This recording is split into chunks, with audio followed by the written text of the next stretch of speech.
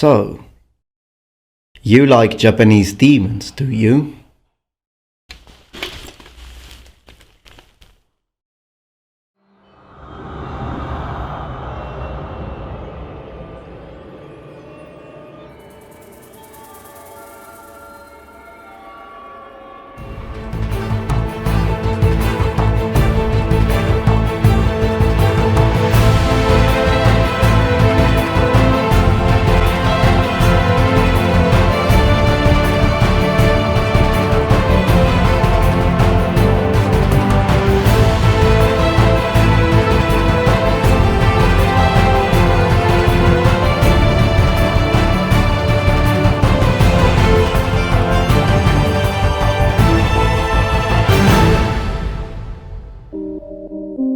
Hello number ones, welcome back to my channel. This is the Metatron speaking. I noticed that you all liked yesterday's video about the yokai, Japanese folklore, spirits, demons, gods. So today I decided to make this yesterday's video into an actual series. So we will be discussing many more demons, onis and spiritual apparitions of medieval and classical Japan. So yesterday we talked about the tengu, the oni and the kappa, link in the description below. Today I have chosen 5 more supernatural creatures to discuss together.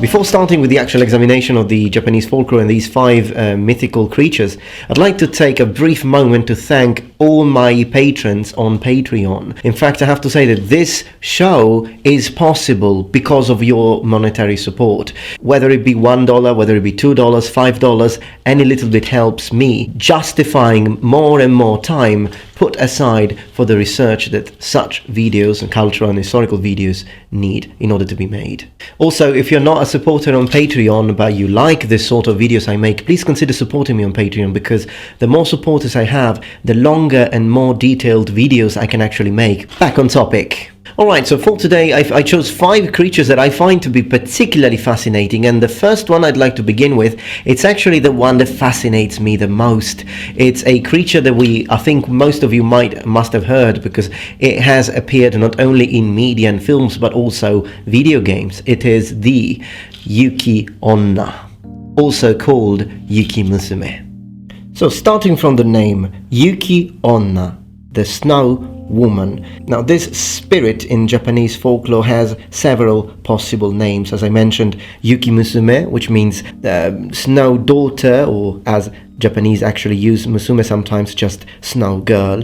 But depending on the area in Japan, the name might change slightly. But the overall concept is the same. A beautiful woman with very fair skin, long dark hair and blue lips. If you are familiar with video games such as the Heroes of Might and Magic series, then you will have seen already this portrayed there. But Yuki Onna comes from ancient times, and although the first mention is found in the Renga poet Sogi in his Shokoku Monogatari, there is a statement there where the poet said that he saw a Yuki Onna when he was staying in Echigo province, which is now Niigata prefecture. We do know that at least by the Muromachi period it was known. So Yuki Onna are malevolent spirits. They are inhumanly pale, sometimes their skin being transparent, which make them blend into the snowy landscape. A Yuki Onna floats across the snow, leaving no footprints, and in some tales it's actually missing her feet, which is a feature of many Japanese ghosts. A Yuki Onna is able to transform into a cloud or mist of snow if threatened. It is a ruthless spirit which tries to kill unsuspecting mortals. And we find it uniformly portrayed as evil until the 18th century. In many stories, Yuki Onna appear to travelers trapped in snowstorms. In other legends, they appear to lead them astray, to let them die of exposure.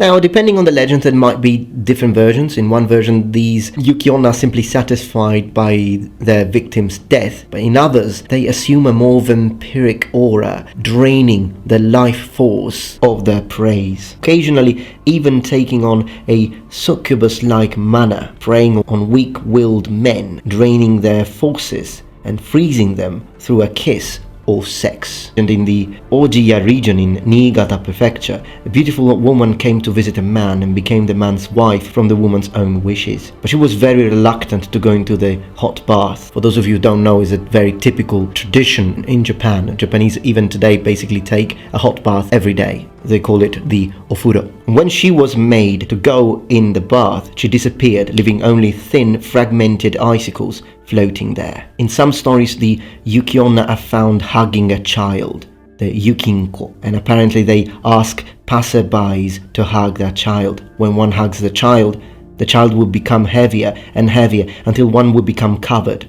with snow and freeze to death. The second entity I've chosen today comes directly from the Noh theatre. And when we say Noh theatre, we're talking about the traditional classical Japanese musical drama, which has been performed since the 14th century, so since Muromachi period. In this drama, we find many masks representing many different characters and entities, and one of these is the Hannya.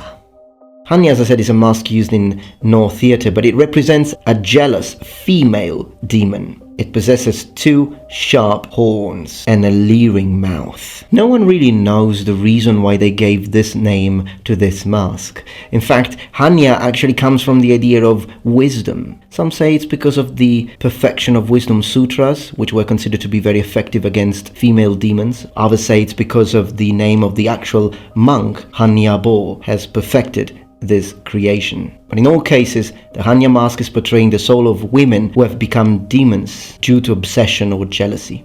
Some Noh theatre plays, which include the Hannya, are the Aino Ue and the Dojoji. There's one very interesting detail as far as the actors who wear this mask in Noh theatre. If they look straight ahead at you, they will look angry and frightening. But when the mask is slightly tilted down, the face of the demon appears to be sorrowful, as though crying.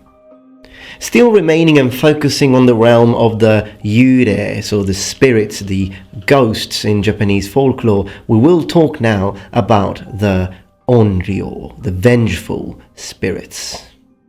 Onryou are a kind of yurei, or ghost, literally vengeful spirit or wrathful spirit. This is again a very old legend, claiming that some ghosts of people who received wrongs in their lives come back to harm, killing the livings, exacting vengeance. First mentionings of an Onryou can be traced back to the Heian Jidai in the 8th century, while in the Shoku Nihongi 797 we have the first account of Onryou spirit possession affecting the health of the people possessed. There's no particular appearance linked to the yurei in general, but with the rising of popularity of kabuki, particularly during the Edo period, a specific costume to represent the Onryou was created, emphasizing the emotions and expressions of the actor, using a burial kimono, unkempt long black hair, and very specific face makeup, white foundation, face paintings of blue shadows, and indigo fringe. Interestingly enough, Onryou's vengeance is not just about causing the enemy's death, but sometimes they can be causing natural disasters, such as earthquakes, fires, storms, drought, famine, and pestilence. Very famous the story of the Emperor Kanmu, afraid of the Onryou of his brother. Now, if there is one creature that really puzzles me and I find it to be very interesting, particularly for the way it was supposedly created, it is the Baku.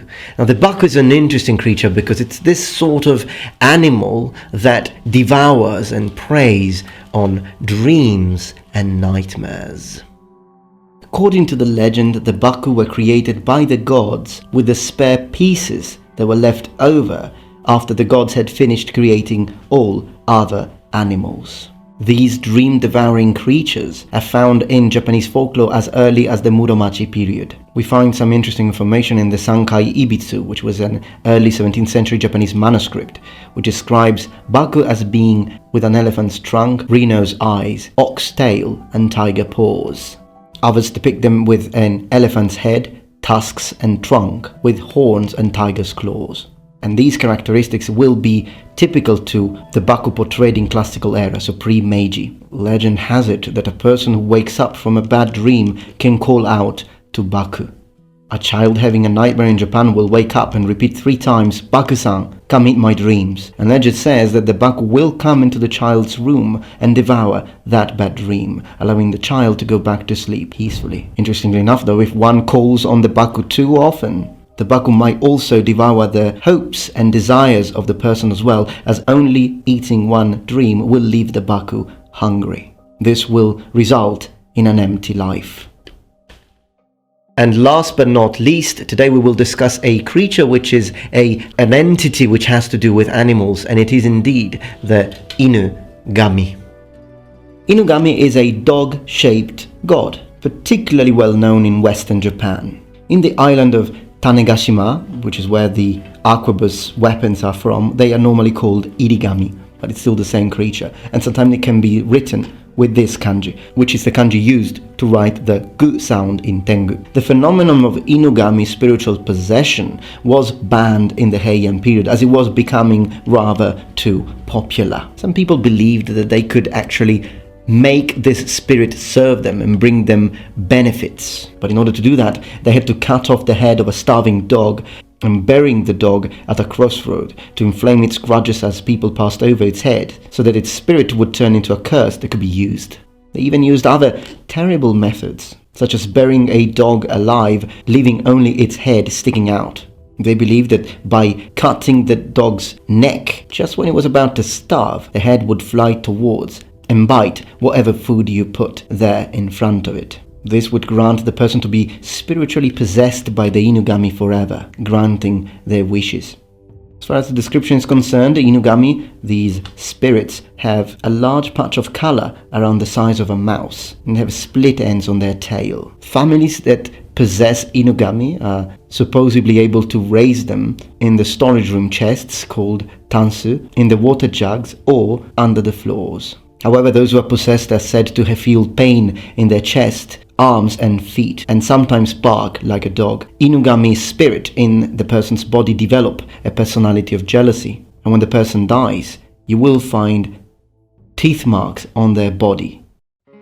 Alright then, I hope that you enjoyed this video and that you could learn something and that you had fun while doing so. If you did, please remember thumbs up and subscribe to my channel for more content from the Metatron. Please continue sharing my content on your social networks, because I did see a lot of views in the first couple of hours of yesterday's video, and this led me to decide to continue and make this into a series. So if you like this, please consider that tomorrow I will choose 5 more demons and creatures to discuss from Japanese folklore. So I will see you tomorrow, and remember, the Metatron has spread his wings.